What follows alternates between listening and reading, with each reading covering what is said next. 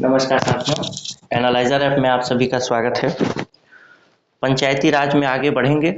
इससे पहले हमने देख लिया कि छत्तीसगढ़ पंचायती राज अधिनियम किस तरीके से शुरू हुआ और कैसे उसका नाम बदला, विधियों का अनुकूलन आदेश क्यों कहते हैं, किस धारा के अंतर्गत ये छत्तीसगढ़ गवर्नमेंट को ये अधिकार दिया गया, छत्तीसगढ़ सरकार को, या फिर विधानसभा को किस धारा के अनुसार अधिकार दिया गया कि वो जो पुराने अधिनियम मध्य प्रदेश के चलते आ रहे थे उसको किस तरीके से चेंज कर सकती है। और विधियों के अनुकूलन आदेश को 18 जून 2001 को भले ही राजपत्र में प्रकाशित किया गया, लेकिन उसके लागू होने की तारीख 1 नवंबर 2000 रखी गई। और बैक डेट से लागू किस तरीके से होता है, कौन सी चीज़ें बैक डेट से लागू हो सकती हैं, कौन सी चीज़ें नहीं हो सकती हैं, सारी चीज़ें हमने देख ली थी। इसके अलावा हमने कुछ चीज़ें और देखी थी कि इसमें अध्याय कितने हैं छत्तीसगढ़ पंचायती राज अधिनियम में, धाराएं कितनी हैं और अनुसूचियां कितनी हैं, और इनके मायने भी समझ लिए थे कि किस तरीके से ये चीज़ है। अब आज शुरू करेंगे। मैंने बताया था कि हम एक्ट का जो धारा के हिसाब से चलेंगे, यानी हम ऐसा नहीं कि जो जो महत्वपूर्ण चीज़ है उसको पढ़ेंगे, जो गैर महत्वपूर्ण भी चीज़ है उसको भी थोड़ा सा पढ़ते चलेंगे। थोड़ी सी जानकारी तो होनी ही चाहिए। और वैसे महत्वपूर्ण और गैर महत्वपूर्ण कुछ होता नहीं है। जब एग्जाम में आ जाता है तो वही चीज़ें महत्वपूर्ण हो जाती है, और एग्जाम में नहीं आता तो वही चीज़ें गैर महत्वपूर्ण हो जाती हैं। जैसे किसी का एग्जाम में अच्छा नंबर आए तो उसको पेपर आसान लगता है क्योंकि उसने पढ़ा हुआ होता है। वो पढ़ के जाता है तो उसको पेपर आसान लगता है, और जो पढ़ के नहीं जाता उसको वही पेपर कठिन लगता है। तो कुछ भी महत्वपूर्ण या गैर महत्वपूर्ण नहीं होता कि इसको पढ़ लेना चाहिए, इसको छोड़ देना चाहिए। अगर हमको 132 धाराएं छत्तीसगढ़ पंचायती राज अधिनियम में है तो लगभग सारा चीज कवर करना ही चाहिए, भले ही जो अति गैर महत्वपूर्ण हो उसको हम छोड़ दें, लेकिन थोड़ा भी जहां से प्रश्न आने की संभावना है उसको तो देखते ही चले।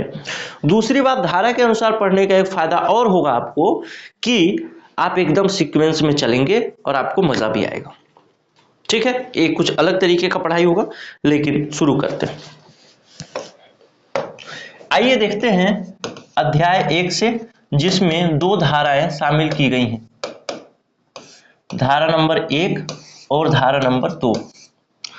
इन 2 धाराओं में एक में तो प्रारंभिक है और दूसरे में परिभाषा बताई गई है। प्रारंभिक का अर्थ होता है, एक में जो इस अध्याय का नाम जो है वो है प्रारंभिक।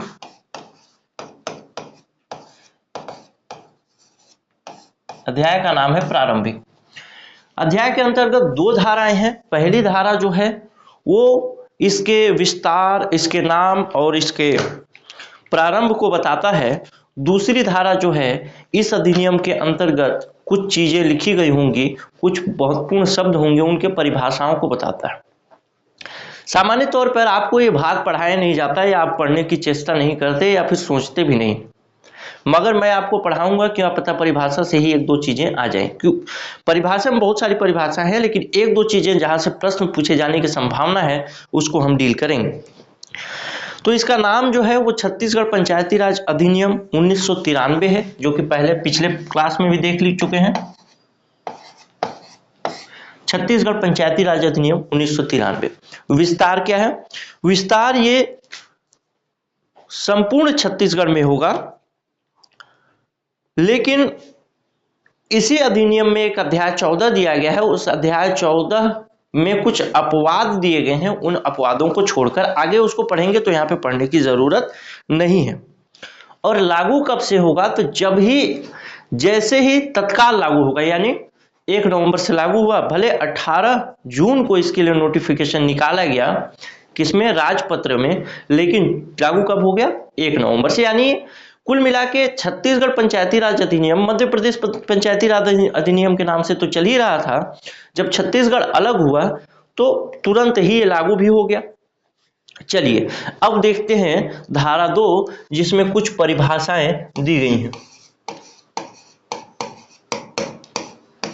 इन परिभाषाओं में सारे परिभाषाओं को समझना या पढ़ना जरूरी नहीं, लेकिन कुछ परिभाषाएं जिसको आपको पढ़ना और समझना जरूरी है।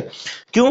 क्योंकि आगे जब हम पंचायती राज में पढ़ेंगे किसी की योग्यता के बारे में, किसी को पद से कैसे हटाया जाएगा, इस सब बारे में, तो उन परिभाषाओं को जानना जरूरी है। पहला तो है घृणोत्पादक पदार्थ। घृणोत्पादक पदार्थ का क्या मतलब, इसको लिख भी लीजिएगा पॉइंट टू पॉइंट। पहला है पशुओं का शव, गोबर। घृणोत्पादक पदार्थ मतलब जो पदार्थ घृणा के योग्य हो उसका उत्पादन किया जाए, पशुओं का शव। दूसरा है गोबर, तीसरा कचरा, मलमूत्र चौथा है, या सड़े हुए पदार्थ या किसी प्रकार की गंदगी। ये सब चीजें घृणोत्पादक पदार्थ में आएंगी। दूसरा है अन्य पिछड़ा वर्ग, ओबीसी। ओबीसी के लिए राज्य सरकार द्वारा अधिसूचित जो ओबीसी की लिस्ट होगी उसको मान्यता दी जाएगी। अगला है जनसंख्या। सामान्य तौर पर जनसंख्या के आंकड़े आपको बार बार देखने को मिलते हैं, कभी इकोनॉमिक सर्वे में, कभी जनगणना में, तो कभी राज्य सरकार सर्वे कराती है उसमें। लेकिन एक चीज याद रखिएगा, जनगणना का मतलब वही है जो 10 साल में होता है, यानी 2021 में 2011 के बाद 2021 के बाद 31, इस तरीके से जो होता है वही। तो जनगणना का मतलब वही है जिसका अंतिम आंकड़ा, सुव्यवस्थित अंतिम आंकड़ा आपके पास उपलब्ध हो, यानी सरकार द्वारा वो सर्टिफाइड हो। विहित प्राधिकारी एक शब्द आप इसमें देखेंगे आगे। विहित प्राधिकारी का मतलब है, वैसे विहित प्राधिकारी में कौन कौन आएंगे उसको भी मैं बताऊंगा, पहले तो विहित प्राधिकारी का मतलब समझ लीजिए। विहित प्राधिकारी का मतलब है ऐसा अधिकारी या प्राधिकारी जिसको इस अधिनियम के अंतर्गत कुछ शक्तियां और कुछ अधिकार दिए गए हों, जिन शक्तियों और अधिकारों का इस्तेमाल करके वो इस अधिनियम को लागू कराने का प्रयास करे। जैसे विहित प्राधिकारी का मतलब एक समझिए कि मान लीजिए सरपंच को त्याग पत्र देना है तो किसको देगा? विहित प्राधिकारी को देगा। अब विहित प्राधिकारी कौन होगा, वो कौन बनाएगा नियम? राज्य सरकार बनाएगी। एक तो होता है अधिनियम और एक होता है नियम। अधिनियम में बता दिया गया कि विहित प्राधिकारी को त्याग पत्र देगा सरपंच, लेकिन ये विहित प्राधिकारी कौन होगा, इसकी सूचना, इसकी अधिसूचना कौन जारी करेगा? स्टेट गवर्नमेंट करेगी, राज्य सरकार करेगी, और बताएगी कि यदि राज्य सरपंच को विहित प्राधिकारी को वो करना है, क्या बोलते हैं, त्याग पत्र देना है, तो क्या वो विहित प्राधिकारी तहसीलदार हो सकता है, नायब तहसीलदार हो सकता है, एसडीएम हो सकता है, या डिप्टी ये कलेक्टर हो सकता है। अब सोचिए कि हमारे राज्य में विहित प्राधिकारी कोई दूसरा हो सकता है, उत्तर प्रदेश में कोई दूसरा हो सकता है, मध्य प्रदेश में कोई दूसरा हो सकता है। तो इस तरीके से चेंजेस भी आते हैं। ये राज्य सरकार के विवेक पर निर्भर करता है कि वो किसको विहित प्राधिकारी घोषित करे, किस काम के लिए। विहित प्राधिकारी का केवल इतना ही मतलब है कि जिस अधिकारी को कुछ अधिकार और कुछ शक्तियां इस अधिनियम के अंतर्गत दी जाएगी, जैसे त्याग पत्र लेने की एक शक्ति है, तो मान लीजिए उसको एसडीएम को दे दिया गया कि अगर पंचायत का जो सरपंच है वो त्याग पत्र देना चाहे तो एसडीएम को दे सकता है। ये विहित प्राधिकारी बदल भी सकता है। राज्य सरकार अगर नया नियम बना दे राज्य सरकार और उसके तहत विहित प्राधिकारी कलेक्टर कर दे, तो फिर पंचायत का जो सरपंच होगा फिर कलेक्टर को त्याग पत्र देगा। तो इस चीज को आप समझ गए होंगे। चलिए, अनुसूचित क्षेत्र से क्या मतलब है? अनुसूचित क्षेत्र से मतलब है भारत के संविधान के अनुच्छेद 244 के खंड 1 में जो अनुसूचित क्षेत्र के बारे में बताई गई। अब एक कभी कभी आप सुनते हैं, अभी इसमें आगे सुनेंगे ग्राम। तो ग्राम में दो चीजें शामिल है, एक राजस्व ग्राम, एक वन ग्राम। सामान्य तौर पर वन के अंतर्गत आने वाले जो ग्राम होते हैं, एक 2006 में इसका अधिनियम आया था वन से संबंधित, उसके अंतर्गत जो ग्राम नोटिफाई किए जाते हैं उनको वन ग्राम कहे जाते हैं, और मालगुजारी के तौर पर जो ग्राम नोटिफाई किए जाते हैं वो राजस्व ग्राम कहे जाते हैं। वैसे तो एक आगे की परिभाषा और है जिसको निःशक्त व्यक्ति बोला जाता है। सामान्य तौर पे जब ये अधिनियम मतलब सामान्य तौर पे नहीं, ये जब अधिनियम आया था तो निःशक्त व्यक्ति के लिए कोई भी स्थान पंचायत के स्तर पर नहीं था, लेकिन इसमें एक संशोधन किया गया।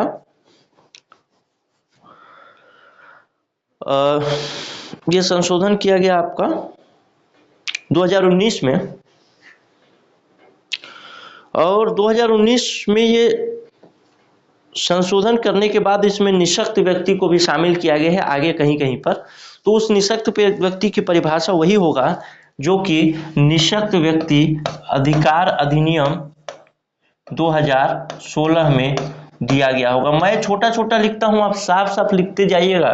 मेरा उद्देश्य ये है कि मैं आपको चीज़ों को समझाऊं, आपको लिख करके यहाँ टाइम पास न कराऊं।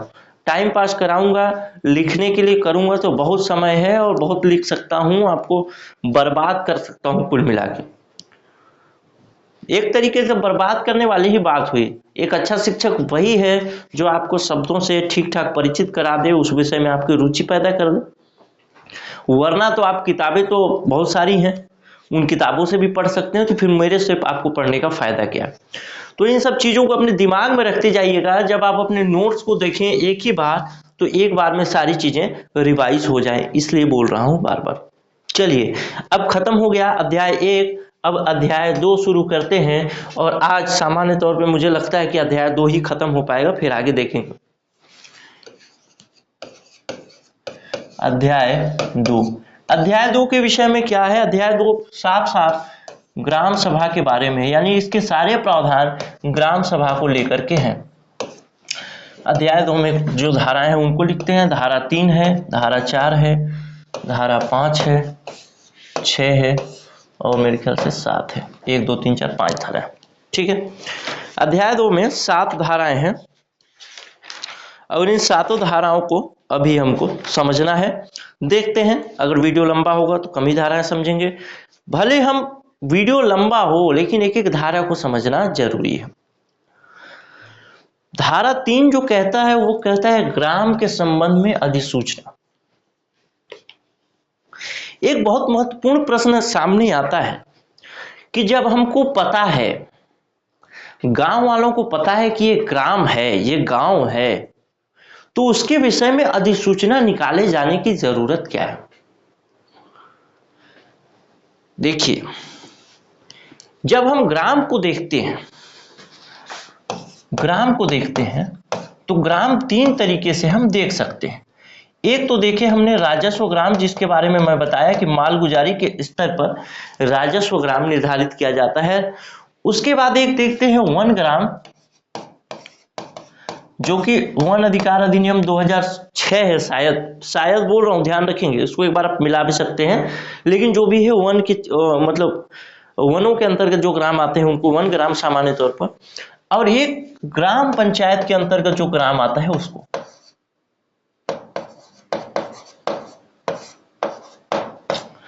अब थोड़ा सा बैक में चले, थोड़ा पीछे चले, फ्लैश बैक में चलते हैं। अब चलते हैं 1993 से पहले। तो क्या 1993 से पहले क्या ये सारी चीजें नहीं थी? राजस्व ग्राम तो रहा ही होगा, वन ग्राम तो रहा ही होगा। गांव के लोग तो जानते नहीं हैं, ये चीज तो नहीं रहा होगा, क्योंकि ग्राम पंचायत तो 1993 में आया। तो लोग, गांव के लोग जानते नहीं है, तो अपने गांव को तो ग्राम ही बोलेंगे, चाहे वन ग्राम हो चाहे राजस्व ग्राम हो। लेकिन सवाल ये है आपका, मतलब मेरा सवाल ये है कि आखिर ये राजस्व ग्राम और वन ग्राम तो थे, तो ग्राम के संबंध में अधिसूचना जारी करने का मतलब क्या है? ग्राम के संबंध में अधिसूचना राज्य सरकार, मतलब राज्यपाल का अधिकार है। यानी राज्यपाल का अधिकार है कि वो ग्राम के संबंध में अधिसूचना जारी करें कि अब यह ग्राम हो गया। तो क्या वो पहले से ग्राम नहीं था? राजस्व ग्राम था, वन ग्राम था, ग्राम तो था ही था। तो इसका साफ साफ मतलब यह है कि जिस भी ग्राम को, जिस भी गांव को अधिसूचना के द्वारा, राज्यपाल की अधिसूचना के द्वारा ग्राम घोषित किया जाएगा, उस ग्राम के विषय में पंचायती राज अधिनियम के अंतर्गत बहुत सारे अधिकार होंगे। जैसे ग्राम सभा होगा तो प्रत्येक गांव के लिए ग्राम सभा होगा। अब अगर हम सोचें कि राजस्व ग्राम और वन ग्राम, मान लीजिए एक गांव है, एक छोटा सा गांव है, बड़ा ही गांव है, इसमें दो पारे, पारा 2 और पारा 1, ठीक है, 1 और 2 दो पारा है, पारा मतलब मोहल्ला। अब मोहल्ला तो है लेकिन यहाँ के गांव के लोग इसको बोलते हैं खारा, खारा गांव, और इसको बोलते हैं नारा गांव, ठीक है, खारा गांव और नारा गांव दो गांव। अब दरअसल ये यहाँ के लोग तो बोलते हैं खारा गांव और गारा गांव, लेकिन ये एक ही ग्राम माना जाता है, किसके द्वारा? सरकार के द्वारा। इसका मतलब ये है कि सरकार इस गांव को खारा नारा गांव के नाम से एक गांव घोषित करेगी, एक ग्राम घोषित किया गया है। यानी इस ग्राम के लिए एक वोटर लिस्ट होगा, ग्राम वोटर लिस्ट होगा, और उसमें ये दोनों पारा यानी खारा गांव और पारा गांव, नारा गांव, दोनों गांव के लोग शामिल होंगे। लेकिन भले वहां के लोग उसको गांव माने, लेकिन जब तक राज्यपाल घोषित नहीं करेंगे कि ये अलग गांव है और ये अलग गांव है, तब तक वो अलग गांव नहीं माना जाएगा। तो इस विषय में थोड़ा सा कंफ्यूजन होता है, इसलिए मैंने बता दिया आपको। चलिए अब आगे और भी चीजें समझते हैं। तो राज्यपाल का ये अधिकार है, राज्यपाल का एक कर्तव्य है कि वो किसी गांव को ग्राम के रूप में घोषित करे, चाहे वो वन ग्राम रहा हो। वन ग्राम रहेगा जब गांव के रूप में घोषित किया जाएगा तो ग्राम पंचायत के अंतर्गत ग्राम माना जाएगा। ये दोनों में फर्क होता है, बेसिक सा इसको समझिएगा। अब इससे पहले मैंने बताया कि ग्राम की मतदाता सूची, अभी समझिएगा, यानी पहले दो गांव थे, खारा गांव और नारा गांव, उनके लिए एक ही मतदाता सूची है, लेकिन जब वो अलग अलग गांव हो जाएंगे तो उनके लिए अलग अलग मतदाता सूची बनेगा। वो कौन सी चीज बताता है? धारा 4, इस अधिनियम का धारा 4 बताता है ग्राम की मतदाता सूची के बारे में, और ये बताता है प्रत्येक ग्राम के लिए एक मतदाता सूची होगा, और जो बनाए गए नियमों उपबंधों के अनुसार तैयार किए जाएंगे। तो प्रत्येक ग्राम के लिए एक मतदाता सूची होगा का मतलब यही है कि चाहे वो जिस क्षेत्र में कितने भी गांव आते हों, जितने भी गांव आते हों, लेकिन जब राज्यपाल किसी क्षेत्र को ग्राम के रूप में घोषित करेंगे, मतलब उस ग्राम का एक अलग मतदाता सूची होगा। जैसे खारा गांव और नारा गांव का उदाहरण लें तो खारा गांव और नारा गांव अभी तक पंचायती राज अधिनियम के अंतर्गत जो राज्यपाल ने अधिसूचना जारी की है उसमें दोनों को मिलाकर के एक ही गांव घोषित किया गया है, तो उसका एक ही मतदाता सूची होगा। लेकिन जब उनको अलग अलग घोषित कर दिया जाएगा कि खारा गांव एक ग्राम है, नारा गांव एक ग्राम है, तो खारा गांव के लिए अलग मतदाता सूची होगा और नारा गांव के लिए अलग मतदाता सूची होगा। यही बताता है आपका धारा 4। आइए आगे और चलते हैं, धारा 5 में चलते हैं।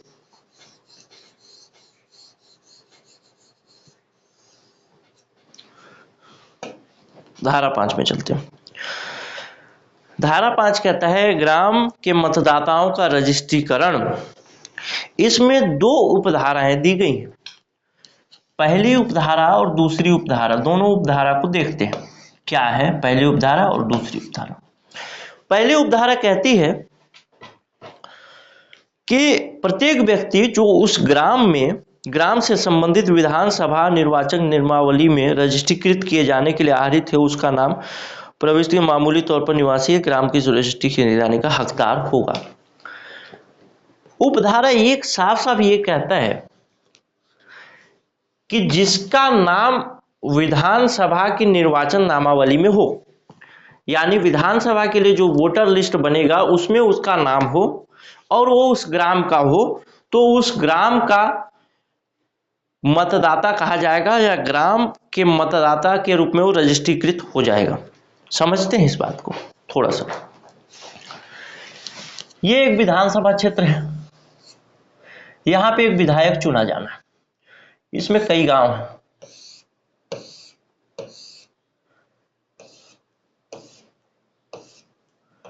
इसमें कई गांव हैं।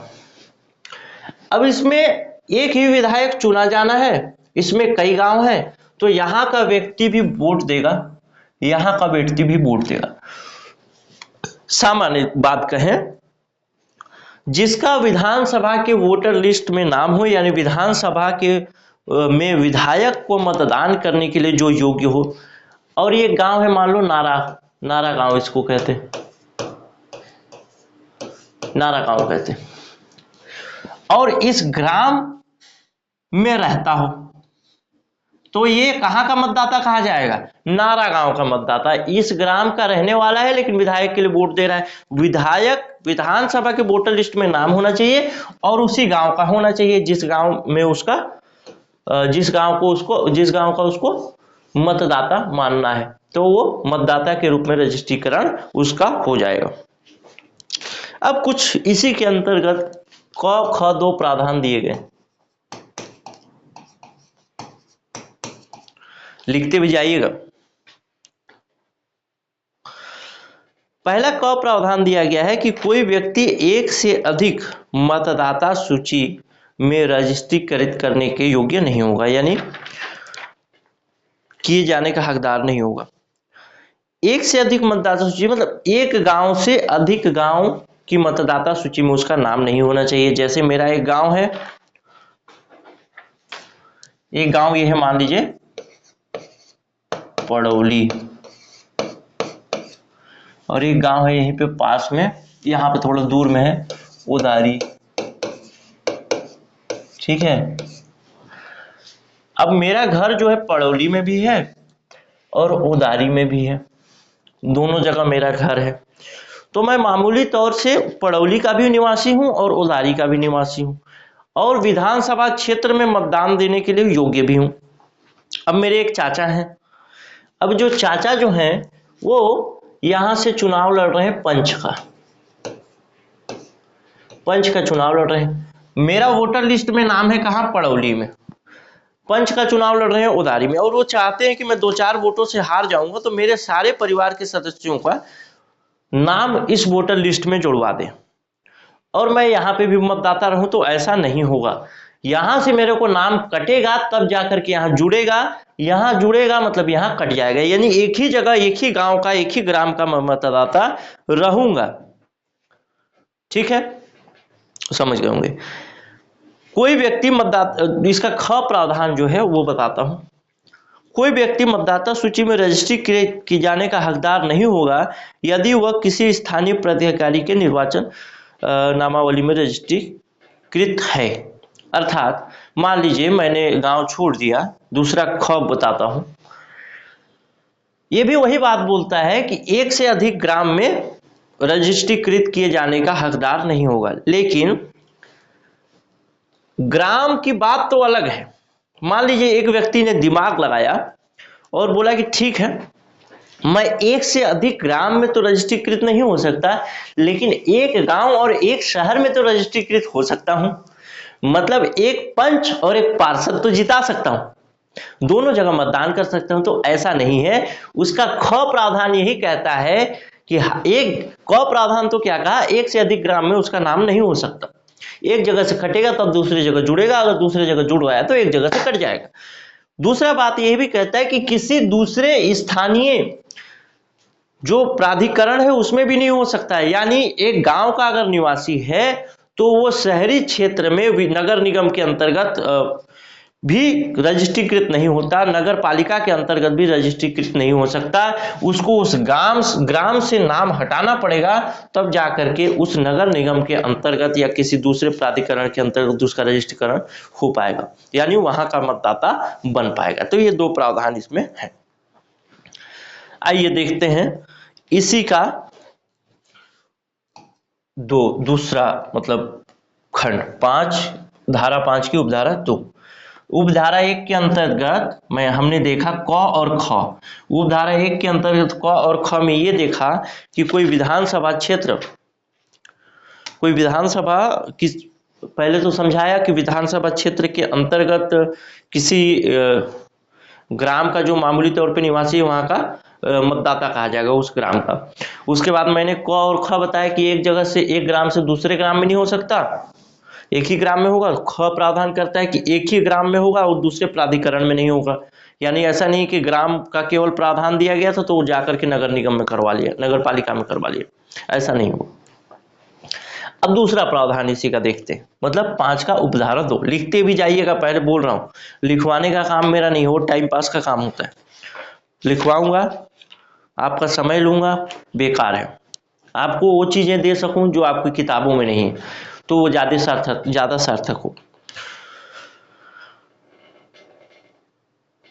दूसरा प्रावधान ये कहता है, उपधारा 2 ये कहती है कि कोई व्यक्ति किसी ग्राम की मतदाता सूची में मतदाता होने के लिए अयोग्य हो जाएगा यदि वो किसी, मतलब उसी विधानसभा के विधायक, मतलब विधानसभा के वोटर लिस्ट में नामांकन कराने के लिए अयोग्य हो। कुल मिला के पूरा का पूरा बेस जो है, जो मतदाताओं का है, वो विधानसभा की निर्वाचक नामावली से टिका हुआ है।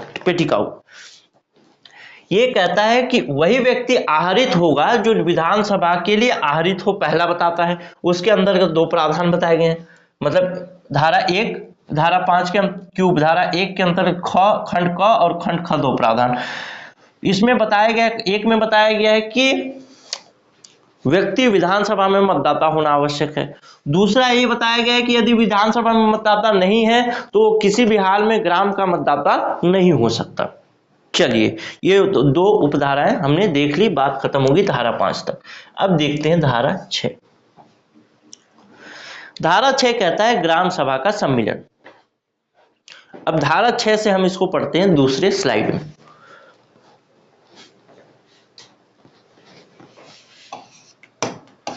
ग्राम सभा का सम्मेलन, ठीक है। कभी कभी सम्मेलन और सम्मिलन में फर्क हो जाता है, तो उसको ध्यान रखेंगे। मैंने सम्मिलन कहा है, सम्मेलन नहीं। सम्मेलन मतलब मीटिंग, और सम्मेलन का मतलब एक तरीके का मेला टाइप का हो जाता है, उसमें किसी की भी एंट्री हो सकती है। लेकिन सम्मेलन में वही लोगों की एंट्री होगी जो एक विशेष योग्यता को फॉलो करें। जैसे इसमें सम्मेलन होगा, ग्राम सभा का सम्मेलन होगा, तो अगर ग्राम के लिए मीटिंग होगा तो उस ग्राम के मतदाता ही आ पाएंगे। पहले वोटर लिस्ट की हमने बात कर ली कि वोटर लिस्ट कैसे बनता है, तो उसी ग्राम के मतदाता ही उसमें आ पाएंगे, बाहरी ग्राम के मतदाता नहीं आ पाएंगे। अगर ग्राम पंचायत का सम्मेलन मतलब होता है मीटिंग, संपूर्ण ग्राम पंचायत के लिए एक ग्राम सभा का आयोजन किया जाता है, जो कि हम आगे पढ़ेंगे, तो उसमें उस ग्राम पंचायत के लोग ही आ पाएंगे, बाहर के लोग नहीं आ पाएंगे। तो हम धारा 6 को आगे पढ़ते हैं। मैं 2 मिनट का ब्रेक लेता हूं, फिर आगे पढ़ा रहा हूं।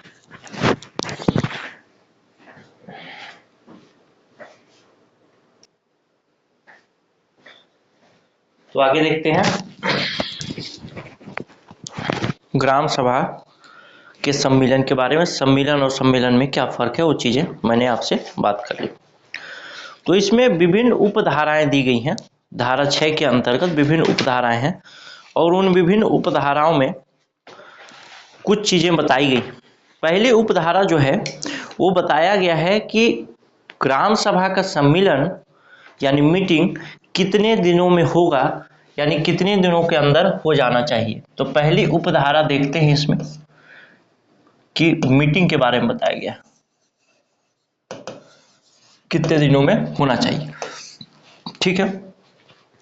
तो ये अधिनियम कहता है कि कम से कम 3 महीने के अंदर एक मीटिंग हो जाना चाहिए।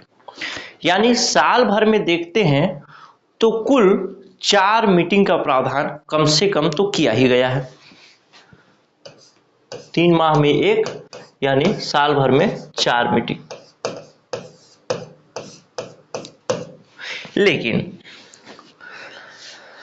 लेकिन एक शब्द ध्यान रखेंगे कि एक बात ध्यान रखेंगे कि यहाँ पे कम से कम बात की गई है, यानी 3 माह में कम से कम 1 मीटिंग होना चाहिए, यानी साल भर में 4 मीटिंग। उससे ज्यादा मीटिंग हो सकती है, लेकिन 4 मीटिंग से कम मीटिंग नहीं हो सकती पूरे साल भर में। ये चीज आप क्लियर हो गए होंगे। अच्छा, जब ये नियम बनाए, अधिनियम में ये चीज लिख दिया गया, तो राज्य सरकार के पास ये अधिकार आ गया कि अब वो नियम बना सकती है। नियम क्या बना सकती है कि 4 से अधिक मीटिंग करा ले। ध्यान रखिएगा, इस अधिनियम के विरुद्ध राज्य सरकार नहीं जा सकती, यानी 4 मीटिंग साल भर में होना जरूरी है। 4 मीटिंग से कम मीटिंग नहीं करा सकती, यानी ऐसा नियम नहीं बना सकती कि 3 मीटिंग हो, 2 मीटिंग हो, ऐसा नहीं। 4 मीटिंग मिनिमम होना ही है साल भर में, लेकिन उससे ज्यादा मीटिंग के लिए प्रावधान राज्य सरकार बना सकती है, क्योंकि इसमें लिखा गया है कम से कम 4 मीटिंग होना चाहिए साल भर में, यानी 3 माह में 1, यानी साल भर में 4। तो इसी शक्ति का प्रयोग करते हुए राज्य सरकार ने कुछ प्रावधान किए, और वो प्रावधान ये है, राज्य सरकार ये चाहती है कि साल भर में 4 मीटिंग तो यहाँ पे कंपलसरी है, इसके अलावा 2 मीटिंग और होना चाहिए, यानी साल भर में 6 मीटिंग का प्रावधान छत्तीसगढ़ में है। ध्यान रखेंगे, छत्तीसगढ़ पंचायती राज 1993 के अंतर्गत साल भर में केवल 4 मीटिंग का प्रावधान है, लेकिन कम से कम 4 मीटिंग का प्रावधान है, लेकिन उससे ज्यादा मीटिंग कराने का अधिकार राज्य सरकार को दिया गया है, और उसी शक्ति का प्रयोग करते हुए राज्य सरकार ज्यादा मीटिंग का प्रावधान करती है। और छत्तीसगढ़ में साल भर में 6 मीटिंग का प्रावधान किया गया है, कम से कम 6 मीटिंग होना चाहिए। और 6 मीटिंग के लिए डेट बताए गए हैं, तो उसको आप लिख लीजिए। पहला डेट है 23 जनवरी से शुरू होने वाले सप्ताह में। दूसरा डेट है 24 अप्रैल से शुरू होने वाले सप्ताह में। 14 अप्रैल से शुरू होने वाले सप्ताह में, 24 बोल दिया था, वो 14 है। 14 अप्रैल से शुरू होने वाले सप्ताह में।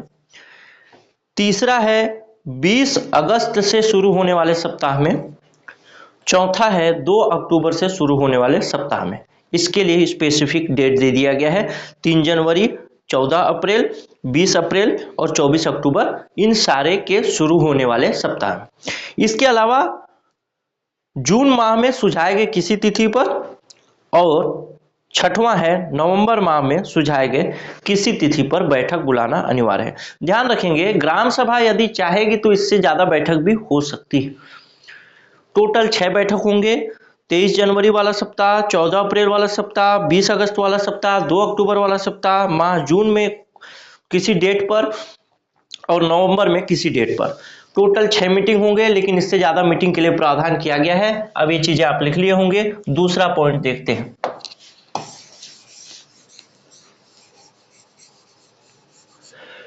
ग्राम सभा की और बैठकें यानी मीटिंग कब बुलाई जा सकती है।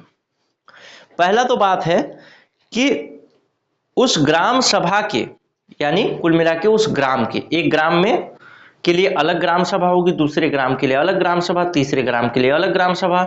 अगर एक ग्राम पंचायत है तो उसमें कई ग्राम हो सकते हैं।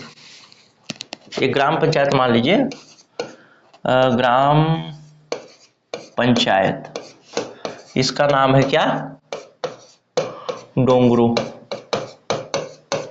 ठीक है। और इस डोंगरू ग्राम पंचायत के अंतर्गत 3 ग्राम आते हैं। एक आता है डोंगरो खुद, एक आता है बेलिया, और एक आता है पड़ौली। 3 ग्राम आते हैं। तो इस ग्राम के लिए अलग मीटिंग, इस ग्राम के लिए अलग मीटिंग, और इस ग्राम के लिए अलग मीटिंग होगी, और सम्मिलित मीटिंग जो होगा उसको ग्राम पंचायत का ग्राम सभा कहा जाएगा। समझ गए होंगे। अब मान लीजिए डोंगरो वाले चाहते हैं कि एक ग्राम सभा बुलाया जाना चाहिए, तो डोंगरो के जितने भी वोटर लिस्ट में नाम होंगे डोंगरो ग्राम के, उस वोटर लिस्ट के नाम का 1/3 से अधिक यदि लिखित में सरपंच को ये कहें कि आप ग्राम सभा बुलाइए, तो ग्राम सभा सरपंच को बुलाना पड़ेगा 30 दिन के अंदर। मान लीजिए पड़ौली की बात करता हूं, पड़ौली में कुल 3000 व्यक्ति, 3000 मतदाता हैं। उदाहरण बोल रहा हूं, इतना ज्यादा होता नहीं छत्तीसगढ़ में, 3000 है। तो 3000 का 1/3 से अधिक मतलब 1001 से अधिक लोग यदि, या 1000 से अधिक लोग यदि कहें कि ग्राम सभा बुलाना है तो ग्राम सभा बुला लिया जाएगा 30 दिन के अंदर। चलिए अब समझ लिया आपने। पहला पॉइंट ये है कि ग्राम सभा के सदस्य यदि चाहें तो ग्राम सभा बुलाया जा सकता है। कितने सदस्य? 1/3 सदस्य उस ग्राम सभा के, यानी उस ग्राम के 1/3 सदस्य यदि कहें तो बुलाया जा सकता है। से अधिक, 1/3 से अधिक, 1/3 नहीं 1/3 से अधिक, ये पहला पॉइंट। दूसरा, जब कब बुलाया जा सकता है? यदि जनपद पंचायत ऐसा चाहे। तीसरा, यदि जिला पंचायत ऐसा चाहे। और चौथा, यदि कलेक्टर ऐसा चाहे। यानी इन 6 मीटिंग के अलावा भी इन सभी के चाहने पर, ग्राम सभा के चाहने पर, जनपद पंचायत के चाहने पर, जिला पंचायत के चाहने पर या कलेक्टर के चाहने पर मीटिंग बुलाई जाएगी। और कितने दिनों के अंदर बुलाई जाएगी? 30 दिन के अंदर बुला ली जाएगी। ठीक है। प्रत्येक ग्राम का अलग अलग ग्राम सभा होगा और उसको ग्राम सभा का सम्मेलन बोला जाएगा। चलिए अब देखते हैं आगे। ये तो थी धारा 1 जो कि मीटिंग के बारे में बताया, उपधारा 1 जो कि मीटिंग के बारे में बताया, ग्राम सभा की मीटिंग के बारे में। कितने दिनों में होगा ग्राम सभा का मीटिंग, कौन बुलाएगा नहीं, कब कब हो सकता है, किसके चाहने पे बुलाया जा सकता है, किसके चाहने पे नहीं बुलाया जा सकता है, ये सारी चीजें हमने देख ली। तो पहला तो हमने देखा कि 6 मीटिंग होना है छत्तीसगढ़ में। उसके अलावा 1/3 सदस्य यदि ग्राम सभा के आ जाए तो भी हो सकता है। दूसरा, जिला पंचायत जनपद पंचायत, जिला पंचायत और कलेक्टर के चाहने पर मीटिंग बुलाई जाएगी और वो मीटिंग 30 दिन के अंदर बुला ली जाएगी। ठीक है। अब दूसरा जो बिंदु है वो इसके गणपूर्ति के बारे में बताता है। गणपूर्ति का मतलब होता है कोरम। उपधारा 2, 6 की उपधारा 2 बताता है गणपूर्ति के बारे में। ध्यान रखेंगे, मैं यहाँ पे जो भी बात कर रहा हूँ, अभी जो भी बात कर रहा हूँ, वो पेशा की बात नहीं कर रहा हूँ। पेशा एक अलग कानून है जिसमें अनुसूचित क्षेत्र के लिए ग्राम सभा के लिए अलग प्रावधान किए गए हैं और सरपंच आदि के लिए भी कुछ अलग प्रावधान किए गए हैं पंचायती राज अधिनियम के अंतर्गत। लेकिन अभी सामान्य बात हो रही है, सामान्य क्षेत्र की बात हो रही है, उसको हम बाद में पढ़ेंगे। लेकिन हाँ, मैं आपसे जरूर बोलूंगा, जब आप इसको नोट डाउन कर रहे हैं तो वहां पे थोड़ा सा जगह छोड़ देंगे, तो आप फिर से जब पेशा वाला पढ़ाऊंगा तो वहीं पे लिख लेंगे, तो सारा चीज आपका एक ही जगह हो जाएगा। ठीक है। आइए, दूसरी बात है गणपूर्ति के विषय में। गणपूर्ति के विषय में इसमें 2 बिंदु दिए गए हैं, एक क है और एक ख है, 2 खंड है। यानी धारा 6 की उपधारा 2 के अंतर्गत खंड क और खंड ख 2 बात बताएगी। गणपूर्ति का मतलब पहले समझ लेते हैं थोड़ा सा। गणपूर्ति का मतलब यह है कि कोई भी मीटिंग को आयोजित करने के लिए कम से कम न्यूनतम सदस्यों की संख्या उतनी होनी चाहिए, तब वो मीटिंग शुरू हो सकता है। कहीं 1/10 होता है, कहीं 1/3 होता है, कहीं 1/4 होगा, तो अलग अलग होगा। जैसे इस मामले में गणपूर्ति की जो बात की गई है, तो उस ग्राम सभा के 1/10 सदस्य आने चाहिए, तभी मीटिंग शुरू होगा। और इस 1/10 में भी 1/3 भाग जो होता महिलाओं का होना चाहिए। एक उदाहरण से समझते हैं। मान लीजिए एक गांव है पड़ौली, उसकी जनसंख्या है 3000 मान लेते हैं। अब मीटिंग को शुरू करने के लिए, यानी ग्राम सभा की बैठक की शुरुआत करने के लिए 3000 का 1/10 यानी 300 लोग तो आने ही चाहिए यहाँ पे। और इस 300 का 1/3 यानी 100 महिलाएं इसमें होनी ही चाहिए, तब जाकर के ग्राम सभा की कार्यवाही शुरू हो सकती है। खंड क में बताया गया। अब देखते हैं खंड ख। खंड ख में क्या बताया गया है। खंड ख में यह बताया गया है कि मान लेते हैं कि 1/10 जो सदस्यों की संख्या है वो आए ही नहीं, और ऐसे में क्या होगा, तो क्या ग्राम सभा की कार्यवाही होगी या नहीं होगी। तो पहले ही बता चुका हूं कि गण पूर्ति का मतलब ही है कि कार्यवाही शुरू करने के लिए कम से कम इतनी संख्या तो चाहिए। इसका मतलब ये है कि इतनी संख्या अगर नहीं आएगी, इतनी जनसंख्या अगर शामिल नहीं होगी, तो ग्राम सभा की कार्यवाही शुरू नहीं हो सकती। लेकिन अब क्या होगा उसको बताया गया है खंड ख में। अब ये होगा कि जो उसका अध्यक्ष होगा, उस ग्राम सभा की कार्यवाही के लिए जिस अध्यक्ष को बुलाया गया था, मान लीजिए वो ग्राम सभा की कार्यवाही बुलाई गई थी कि आज हम विचार करेंगे कि तालाब जो है, इस गांव में एक तालाब बनना है और ये तालाब कहां पर बनेगा इसकी बात करेंगे आज। इसके लिए ग्राम सभा बुलाई गई थी। अब चूंकि गणपूर्ति पूरी नहीं हुई, इस वजह से ये ग्राम सभा स्थगित कर दी गई, यानी अब ये ग्राम सभा नहीं होगी। तो स्थगित करने के बाद जो अध्यक्ष होगा उस ग्राम सभा का, जो ग्राम सभा की के संचालन के लिए अध्यक्ष चुना जाएगा, उसकी जो अध्यक्ष होगा वो एक नया तिथि दे देगा कि इस तिथि पे अब ये ग्राम सभा होगी, क्योंकि इसमें गणपूर्ति नहीं आ पाई। मान लीजिए एक तिथि है 12/12/2022। इस तिथि को ग्राम सभा बुलाई गई और गणपूर्ति नहीं हुई, इसने डेट दे दिया कि अब ये तिथि होगा, ये 24/12/2022 को फिर से ग्राम सभा होगी और इसमें लोग आए और बात करें। अब इसमें भी लोग नहीं आए, गणपूर्ति पूरी नहीं हुई, इसमें भी 300 लोग आना था लेकिन नहीं आए। अब क्या होगा इस तिथि को, क्या ग्राम सभा होगी, ग्राम सभा नहीं होगी, उस विषय में खंड ख में बताया गया। आइए अब समझते हैं खंड ख को।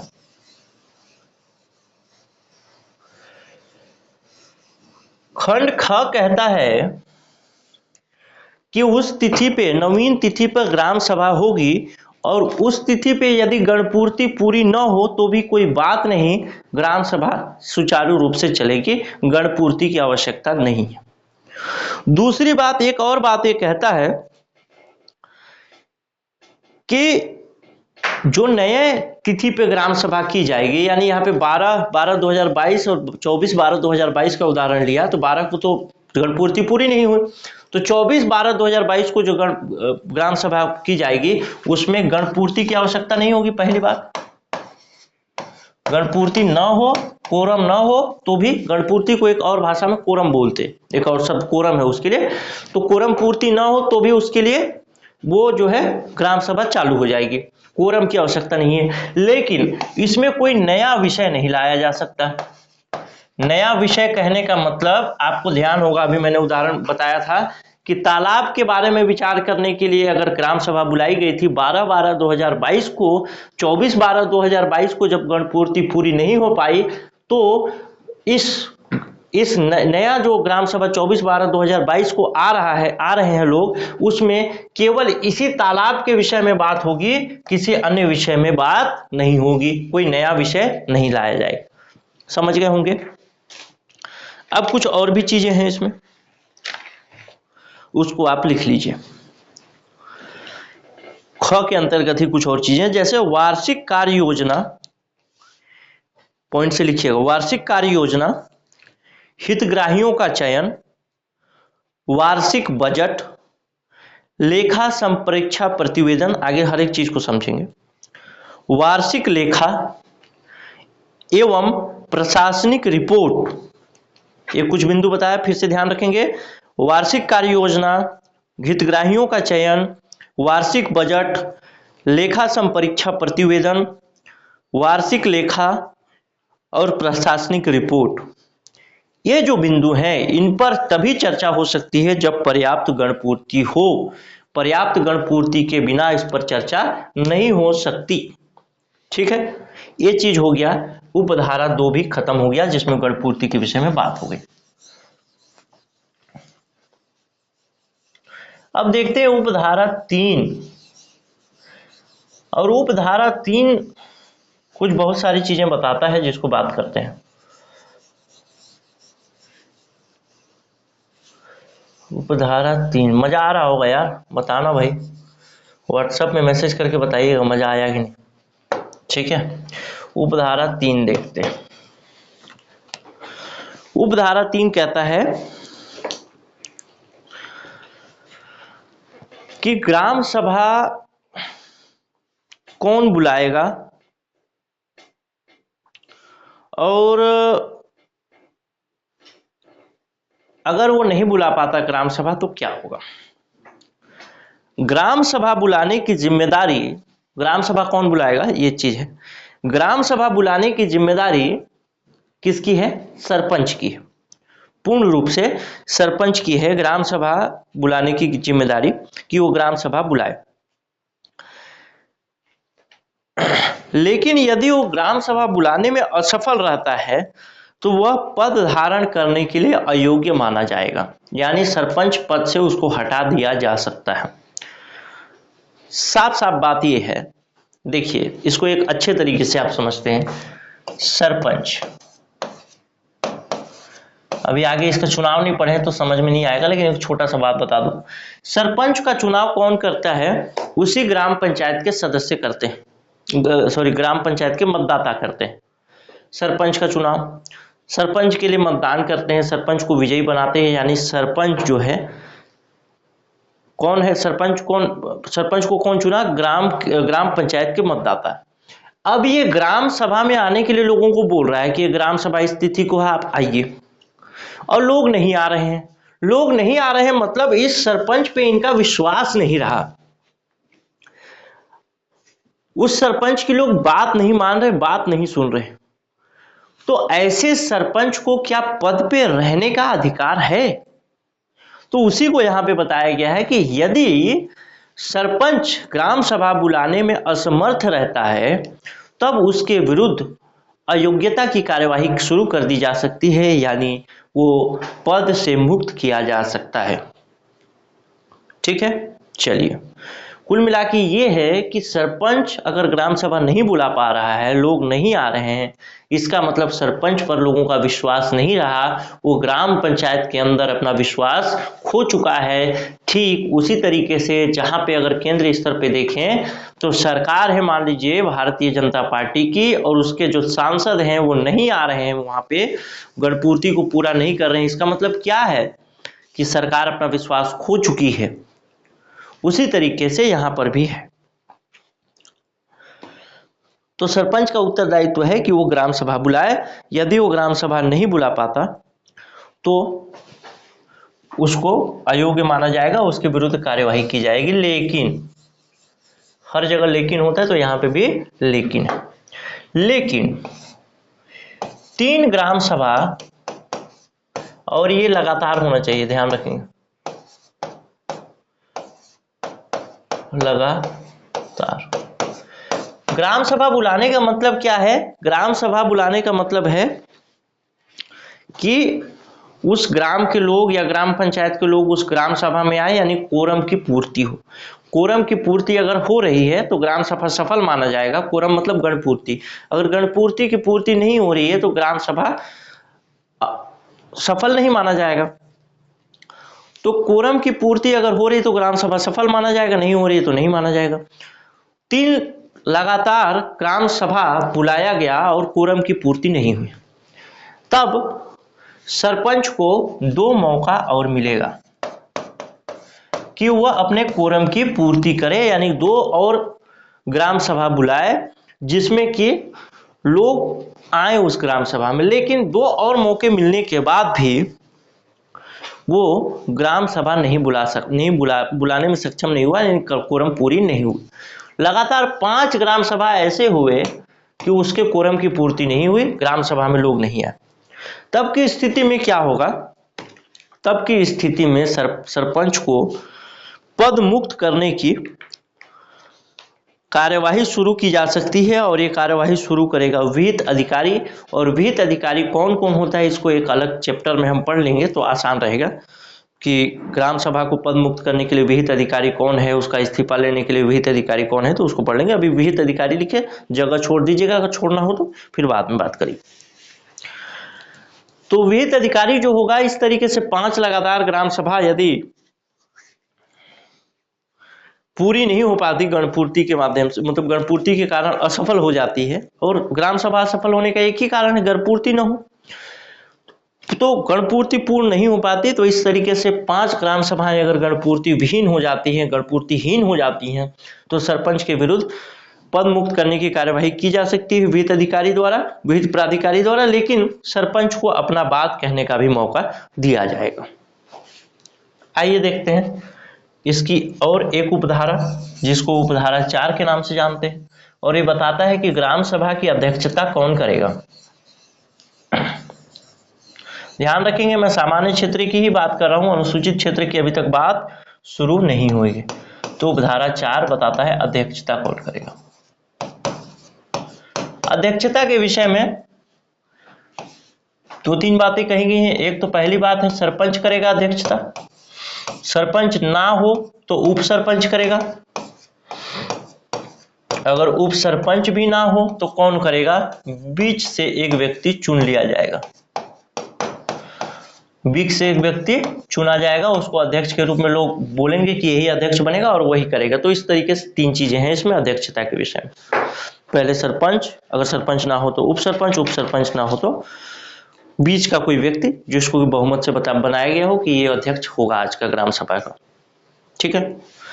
अब ध्यान रखेंगे, मैं अनुसूचित क्षेत्र की बात नहीं कर रहा हूं। अनुसूचित क्षेत्र में सरपंच को अध्यक्षता करने का अधिकार नहीं है, वहां केवल बीच का ही कोई व्यक्ति अध्यक्षता करेगा। ठीक है, आइए देखते हैं। अब देखते हैं धारा 5। अभी केवल सामान्य की बात हो रही है, जगह आप चाहें तो छोड़ दीजिएगा थोड़ा थोड़ा, तो अनुसूचित क्षेत्र वाला वहां पे लिखना चाहे तो वहीं पे लिख लीजिएगा, नहीं तो अलग लिखना चाहे तो अलग लिख लीजिएगा। धारा 5 देखते हैं। अगर मान लीजिए एक है व्यक्ति है जिसका नाम है मुंशी, उसका नाम है मुंशी। और मुंशी कैसा व्यक्ति है? मुंशी पीने खाने वाला व्यक्ति है। धारा 5 के बारे में बता रहा हूं। मुंशी पीने खाने वाला व्यक्ति, पिया खाया।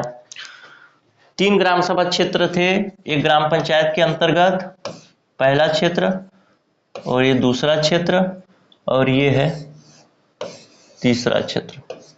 3 क्षेत्र थे एक ग्राम पंचायत के अंतर्गत। ठीक है, ये 3 क्षेत्र थे। यहाँ की ग्राम सभा चल रही है। अब ये इस गांव का व्यक्ति है मुंशी और यहाँ की ग्राम सभा में शामिल होना चाहता है। आके बैठ गया कि मैं ग्राम सभा की कार्यवाही में भाग लूंगा, तो ये भाग नहीं ले सकता। क्यों? क्योंकि ये दूसरे ग्राम सभा का है। लेकिन ये भाग ले सकता है कि नहीं ले सकता, दूसरे ग्राम का है, इसलिए इसकी जिम्मेदारी, इसका कौन होगा, इसका निर्धारण कौन करेगा? तो वही व्यक्ति करेगा जो ग्राम सभा की अध्यक्षता कर रहा हो। और ग्राम सभा की अध्यक्षता करने वाला व्यक्ति इसका निर्धारण ग्राम की जो मतदाता सूची है उसका मिलान करके करेगा। ठीक है, ये रहे धारा 5। अब देखते हैं धारा 6।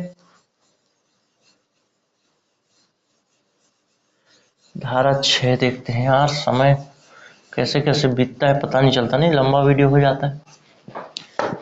धारा 6 देखते हैं। धारा 6 कहता है ग्राम सभा को यह स्वतंत्रता होगी कि ग्राम पंचायत के कृत्यों से संबंधित किसी विषय पर विचार करे और ग्राम पंचायत ग्राम सभा द्वारा दी गई सिफारिशों का क्रियान्वयन करेगी। यानी ग्राम सभा निर्धारित करेगी कहाँ पे तालाब बनेगा, कहाँ पे नल खुलेगा, और उसका क्रियान्वयन कौन करेगा?